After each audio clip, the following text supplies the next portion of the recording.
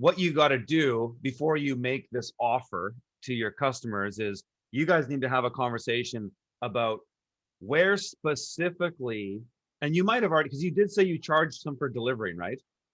Yeah. So you need to really decide specifically where you will deliver to, where you want to deliver to, and where you don't really want to deliver to. And you have to price everything out based on that. So you mentioned the delivery fee. Does that delivery fee change based on how far they are or how difficult it is to get to their location? The way we thought about it was that we have a certain area that we deliver to, Yes. and beyond that, we don't.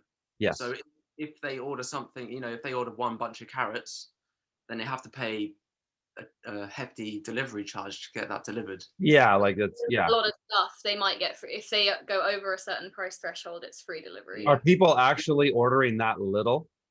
No, we don't even have that as an option yet because we're not harvesting from the market garden. Right. But I just mean as far as the microgreens go, like are people ordering that low of a denomination of product? No. Okay. You've incentivized that out basically. Yeah. Good. Yeah. Because I mean, yeah, I think what you'll need to do is you might need to, well, maybe you don't need to expand your delivery area at all. Maybe it's just getting more out of the area, because you said there's a decent amount of people down at that other town, and there's probably a lot that could be leveraged in where you already are. I counted up all the kind of towns on our route, and it comes up to like about 30,000 people. Okay. In the population of all the little towns. Yeah. And if we were to want to drive an hour south, there's a city of a population of about 800,000. Right. So it's like, I don't know, like when and if and when we can or feel like we want to, that's another option. Yep, that's good. Down there too. Yeah. And which? There's no competition really. Is there a competition where you are now? No. There's one farm that does veg boxes, but they only grow a really small amount of the product themselves, and then the rest of the veg is like shipped in from further south in England. Also worldwide. They just buy stuff in from Europe and wherever. Right. Yeah. I think they only grow like salad greens themselves, and then the rest of the vegetables are just right.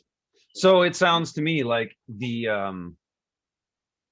there's not a lot of limitations in the market side. It's just finding those customers, because you've kind of leveraged what you could do with the Facebook marketing thing. And so, I think this what I said is going to be a really strong way for you to get more customers, is to just offer that incentive. You're going to have to change the buy-in to make it more convenient, but you're really going to have to explore it's kind of just doing like it's just kind of a mental exercise of playing out different scenarios. Okay, well, what if we offer this? What happens if the thing that we really don't want to happens? What's our course of action? So it's like you might offer that program. So let's say you change out of the 12-week thing, you go right to a weekly scenario. What happens if you get a bunch of people, or maybe it's even one person that's super inconvenient to deliver to? What is your course of action to deal with that? And you really want to set the parameters up of whatever you offer, so that you don't have to deal with those situations and make a call to say, look, we can't help you or anything like that. You want to basically just let people sort themselves out according to the limitations that you're providing to do that.